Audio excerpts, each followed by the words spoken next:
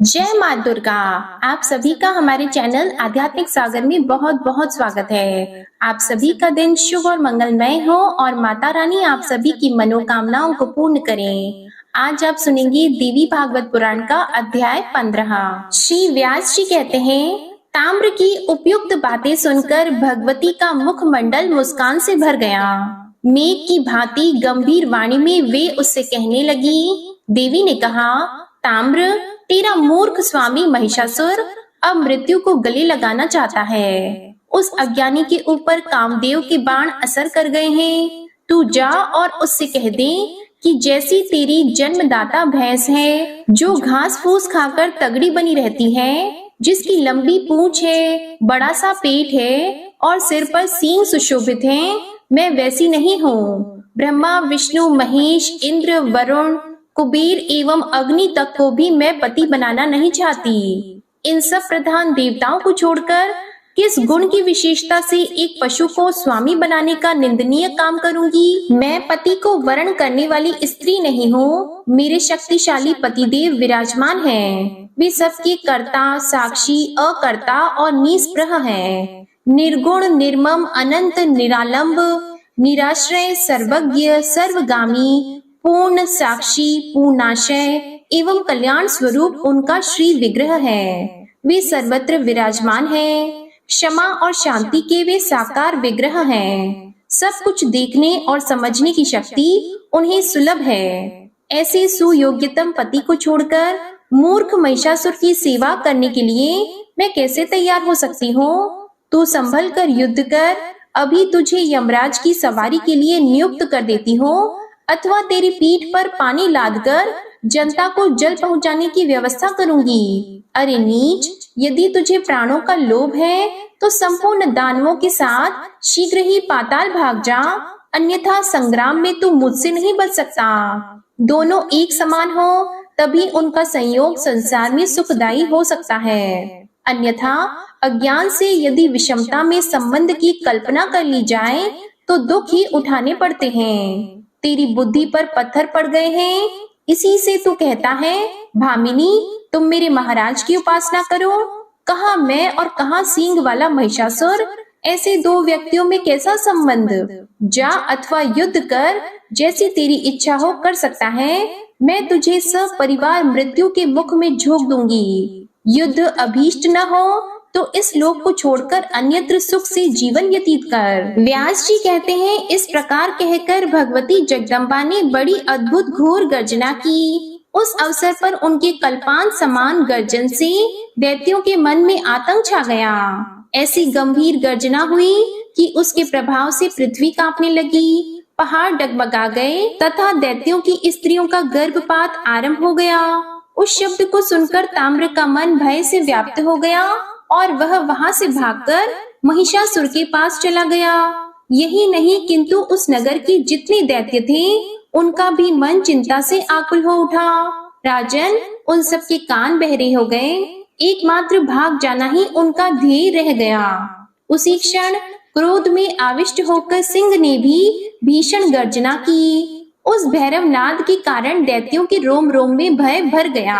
ताम्र को वापस आया देखकर महिषासुर की बुद्धि भी चौंधिया गई। तब मंत्रियों के साथ बैठकर वह परामर्श करने लगा कि अब क्या करना चाहिए। दुर्ग का आश्रय लिया जाए अथवा युद्ध हो, या युद्ध भूमि से निकलकर भाग चले। महानुभाव दानवों, आप लोगों को क्या यहाँ से भाग जाने में ही कल्याण की संभावना दिखती है? आप सब के सब बुद्धिमान, युद्ध में कभी पीछे पैर न रखने वाले और शास्त्रों के पारगामी विद्वान हैं। इस अवसर पर कार्य में सफलता प्राप्त करने के लिए कोई अत्यंत गुप्त मंत्रणा करना परम आवश्यक है। राज्य की स्थिति में मंत्रणा को ही प्रधान कारण माना गया है। राज्य को सुरक्षित रखने की इच्छा हो तो राजा के लिए सदाचारी विद्वान मंत्रियों से मंत्रणा करना अनिवार्य है। मंत्रणा का भेद फूट जाने पर राज्य तथा राजा दोनों का विनाश हो सकता है। अपना विचार सबको विदित न हो जाए, इस भय से कल्याणकामी पुरुष अपने अभिप्राय को भली भांति गुप्त रखते हैं। इसलिए इस समय मंत्रिमंडल देश और काल के अनुसार अपना हेतु युक्त हित कारक मत प्रकट करे। नीति पूर्वक विचार करके ही मत व्यक्त करना चाहिए। यहाँ जो यह देव निर्मित स्त्री आई है, इसमें अपार पराक्रम है। अकेले ही निराधार इसके यहाँ आने का क्या कारण है, इस पर भी सभी विचार करें। यह युवती स्त्री युद्ध के लिए बार बार आह्वान कर रही है, इससे बढ़कर और क्या आश्चर्य होगा। युद्ध छिड़ जाने पर विजयश्री मिलेगी अथवा नहीं, त्रिलोकी में यह कौन जान सकता है। बहुतों की विजय और एक की हार होती है, यह भी निश्चित बात नहीं है, क्योंकि युद्ध में जय और पराजय की बात सदा देव के अधीन समझनी चाहिए। व्यास जी कहते हैं, अपने स्वामी महिषासुर के सार गर्भित वचन सुनकर महान यशस्वी विडालाक्ष हाथ जोड़कर कहने लगा, राजन, विशाल नेत्रों वाली इस स्त्री के विषय में फिर से यत्न पूर्वक जानकारी प्राप्त कर लेनी चाहिए। यह किस उद्देश्य से और कहां से यहाँ आई है, किसके साथ इसका विवाह हुआ है। स्त्री के हाथ से आपका निधन निश्चित है।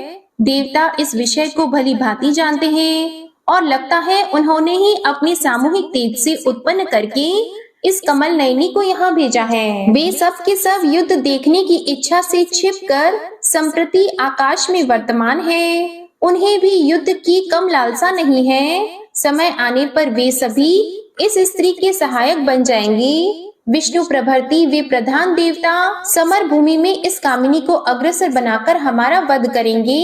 साथ ही वह स्त्री आपको मार डालेगी। राजन, मेरी समझ से उन देवताओं का यही मनोरथ है। भविष्य में होने वाले परिणाम की भली भांति जानकारी मेरे लिए सुलभ नहीं है। प्रभु, आप इस समय युद्ध न करें। बस अब इससे अधिक मैं और कुछ नहीं कह सकता। कार्य की प्रधानता मानकर हम निरंतर आपके लिए मर मिटने को तैयार हैं। आपके साथ आनंद का अवसर भी तो हमें मिलता ही है। हम आपके अनुचर हैं, यही हमारा धर्म है। दुर्मुख बोला, राजन, मैं जानता हूँ आज युद्ध में हमारी विजय अवश्य होगी। पीछे पैर रखना सर्वथा अवांछनीय है। ऐसा करने से हमारी कीर्ति में कलंक लगता है। जब इंद्र आदि देवताओं के साथ लोहा लेना पड़ा था, तब भी तो भागने जैसे निंदित कार्य का आश्रय नहीं लिया गया था। फिर इस अकेली स्त्री के समक्ष ऐसा क्यों किया जाए। इसलिए युद्ध करना ही परम आवश्यक है। युद्ध में विजय अथवा मरण ये दो ही तो होते हैं। जो होनी है उसका टलना असंभव है। फिर जानकार पुरुष क्यों चिंता करे। संग्राम में काम आ जाने पर यश मिलता है और जीवित रहने पर सुख की प्राप्ति होती है। ये दोनों ही फल मन के अनुकूल हैं। ये मानकर अब युद्ध करने के लिए तत्पर हो जाना चाहिए। भाग जाने पर जगत में निंदा होगी। आयु समाप्त हो जाने पर मरना तो निश्चित ही है। इसलिए जीने और मरने के विषय में व्यर्थ चिंता नहीं करनी चाहिए। व्यास जी कहते हैं, वाशकल बातचीत करने में बड़ा कुशल था। उसने दुर्मुख की बात सुनने के बाद हाथ जोड़कर नम्रता पूर्वक महिषासुर से यह वचन कहा। वाशकल बोला, राजन, यह कार्य कायल व्यक्तियों के लिए ही अप्रिय है। आपको इस कार्य के विषय में कुछ भी चिंता नहीं करनी चाहिए। मैं अकेले ही चंचल नेत्रों वाली चंडी को मार डालूंगा। नृपवर, मन में उत्साह रखिए। राजन, मैं निर्भीक होकर अद्भुत युद्ध करूंगा। नरेश्वर, मेरे प्रयास से वह चंडिका यमराज के घर अवश्य पहुंच जाएगी। मैं इंद्र, वरुण, कुबेर, सूर्य, चंद्रमा, यमराज, अग्नि, वायु एवं विष्णु और शंकर से भी नहीं डरता। फिर अभिमान में चूर रहने वाली यह अकेली स्त्री मेरा क्या कर सकती है। मेरे चमकीले बाणों से उसके प्राण पखेरु उड़ जाएंगे। आज आप मेरी भुजाओं का बल देखिएगा, फिर सुख पूर्वक विहार कीजिएगा। इसके साथ युद्ध करने के लिए आपको स्वयं संग्राम में नहीं जाना चाहिए। व्यास जी कहते हैं, इस प्रकार अभिमान में भरा रहने वाला वाशकल महिषासुर के प्रति अपना अभिप्राय व्यक्त कर गया। इसके बाद दुर्धर उस राक्षस राज को प्रणाम करके कहने लगा, महाराज, देवताओं द्वारा रची हुई उस देवी को मैं परास्त कर दूंगा। 18 भुजा धारण करके वह सुंदरी अवश्य ही किसी कारणवश यहाँ आई है। राजन, देवताओं की बनाई हुई यह माया है और आपको भयभीत करने के लिए ही इसका यहाँ आगमन हुआ है। यह केवल डराने के लिए ही है। यूं जानकर आप अपने मन का मोह त्याग दीजिए। भोपाल, यह राजनीति है। अब मंत्रियों के संबंध में कुछ बातें कहता हूँ, सुनिए। कितने ही मंत्री सात्विक और राजस प्रकृति के होते हैं। इनके अतिरिक्त कुछ तामस भी होते हैं। राजन, उनके मन में स्वामी के कार्य से किंचन मात्र भी विरोध नहीं रहता। वे धार्मिक और मंत्र शास्त्र के पारगामी विद्वान होते हैं। व्यास जी कहते हैं, इस प्रकार कहकर महाबाहु वाष्कल और दुर्मुख वहां से चल पड़े। उनके सर्वांग से अभिमान टपक रहा था और संपूर्ण अस्त्र शस्त्रों के वे पूर्ण जानकार थे।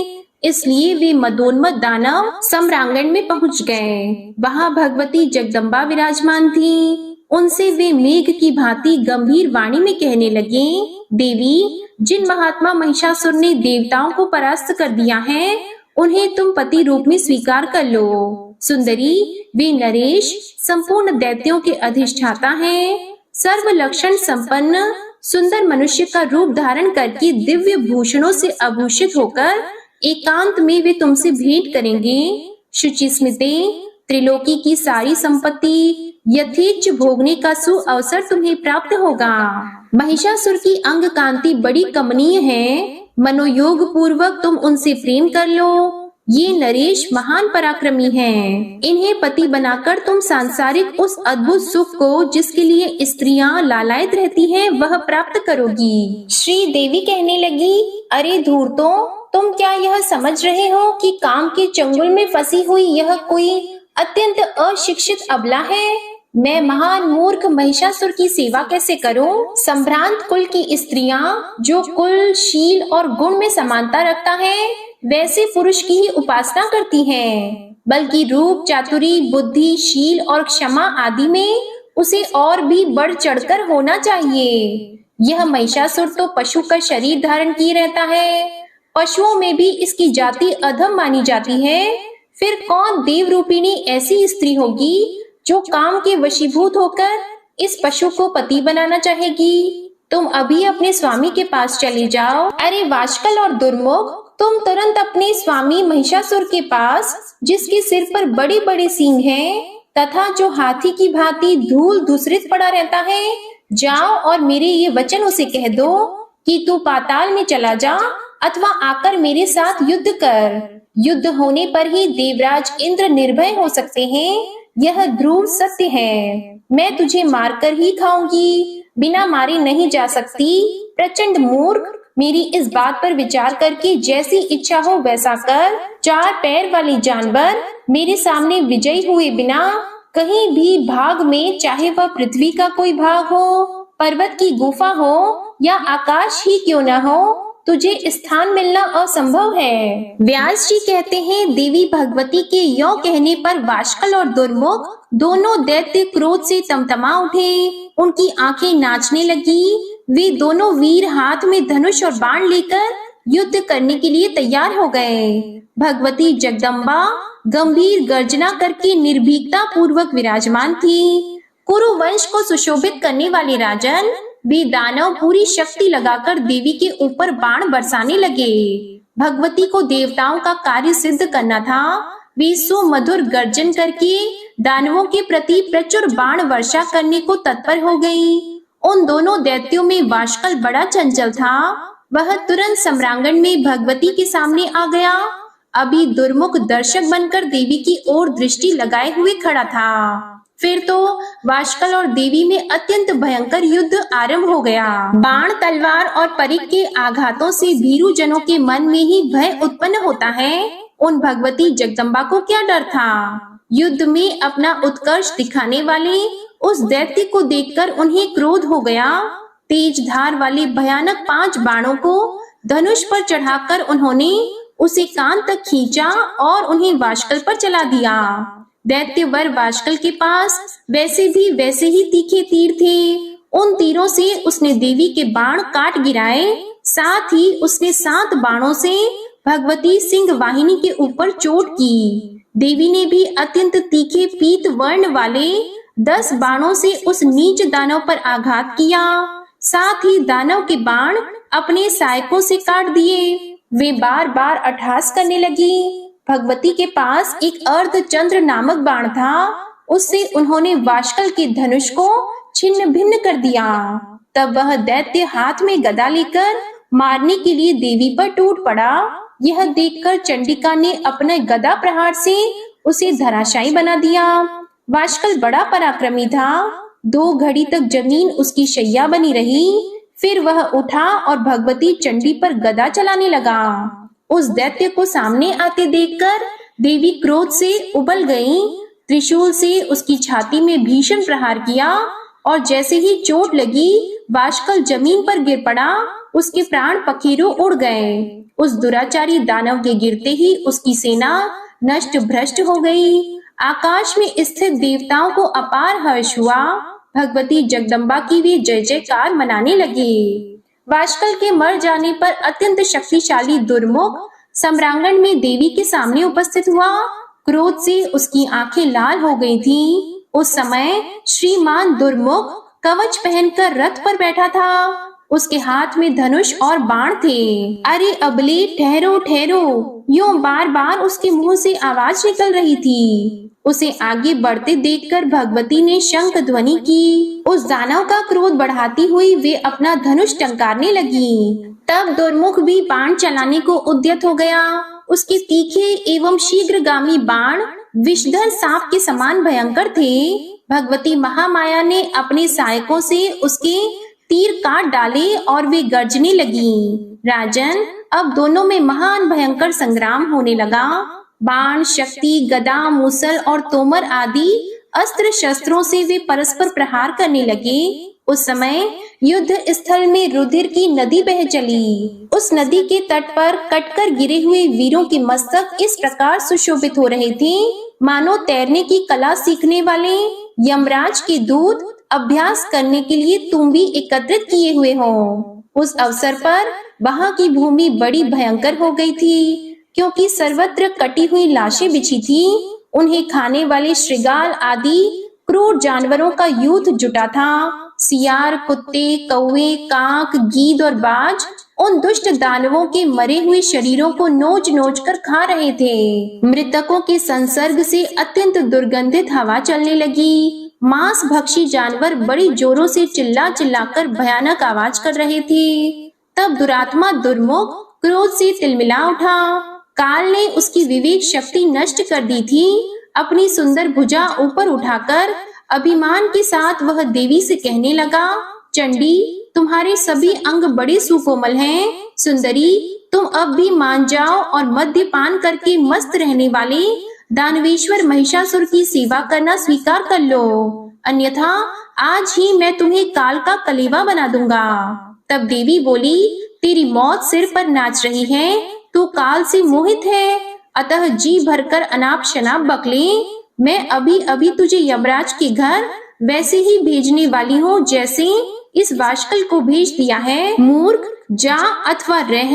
तुझे मरना भी अभीष्ट हो तो मैं पहले तेरे प्राण हरकर मूढ़ बुद्धि महिषासुर को मारने की व्यवस्था करूंगी। दुर्मुख मरने के लिए उद्यत होकर आया था।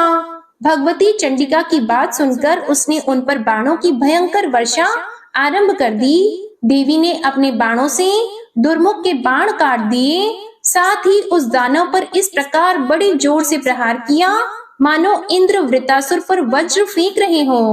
अब भगवती चंडिका और दुर्मुख दोनों में परस्पर घमासान लड़ाई होने लगी। यह देखकर कातरों का कलेजा दहल उठता था और शूरवीर उत्साहित हो रहे थे। देवी ने बड़ी शीघ्रता के साथ दुर्मुख के धनुष को काट दिया।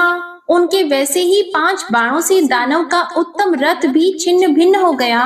रथ टूट जाने पर महाबाहु दुर्मुख दुर्धर्ष गदा हाथ में लेकर पैदल ही भगवती की ओर दौड़ा तथा पूरी शक्ति लगाकर सिंह के मस्तक पर उसने गदा से चोट पहुंचाई। महाबली सिंह प्रहार से व्यथित होने पर भी अपने स्थान से विचलित नहीं हुआ। गदा लेकर सामने खड़े हुए दुर्मुख को देखकर भगवती जगदम्बा ने अपनी तीखी तलवार से किरीट सहित उसके मस्तक को धड़ से अलग कर दिया। मस्तक कट जाने पर दुर्मुख के प्राण प्रयाण कर गए। वह जमीन पर पड़ गया। अब देवता आनंद से विह्वल हो उठे। उन्होंने उच्च स्वर से जय ध्वनि आरंभ कर दी। साथ ही वे देवी की स्तुति करने में संलग्न हो गए। बहुत से देवता आकाश में स्थित होकर भगवती देवी के ऊपर पुष्प बरसाने लगे और उनके मुख से जय जयकार की घोषणा हो रही थी। लड़ाई के मोर्चे पर दुर्मुख की जीवन लीला समाप्त हो गई। यह देखकर ऋषियों, सिद्धों, गंधर्वों, विद्याधरों और किन्नरों के मुख पर प्रसन्नता की किरणें चमक उठी। इसके आगे का वृतांत आप अगले अध्याय में सुनेंगे। अब आप सुनिए दुर्गा चालीसा पाठ। नमो नमो दुर्गे सुख करनी, नमो नमो दुर्गे दुख हरनी। निरंकार है ज्योति तुम्हारी, तिहु लोक फैली उजियारी। शशि ललाट मुख महाविशाला, नेत्र लाल भ्रिकुटी विकराला। रूप मातु को अधिक सुहावे, दर्श करत जन अति सुख पावे। तुम संसार शक्ति ले कीना, पालन हेतु अन्न धन दीना। अन्नपूर्णा हुई जगपाला, तुम ही आदि सुंदरी बाला। प्रलय काल सब नाशनहारी, तुम गौरी शिव शंकर प्यारी। शिव योगी तुम्हारे गुण गावे, ब्रह्म विष्णु तुम्हें नित ध्यावे। रूप सरस्वती को तुम धारा, दे सुबुद्धि ऋषि मुनिन उबारा। धरयो रूप नरसिंह को अम्बा, परगट पई फाड़ कर खम्बा। रक्षा करी प्रहलाद बचायो, हिरण्याक्ष को स्वर्ग पठायो। लक्ष्मी रूप धरो जग माही, श्री नारायण अंग समाही। क्षीर संधु में करत विलासा, दया सिंधु दीजे मन आसा।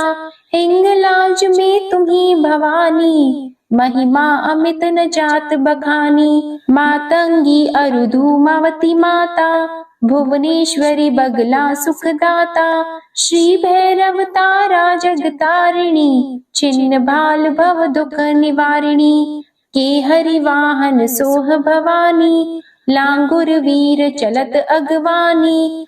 कर में खप्पर खड़ग विराजी, जाको देख काल डर भाजी। सोहे अस्त्र और त्रिशूला, जाते उठत शत्रु ही शूला।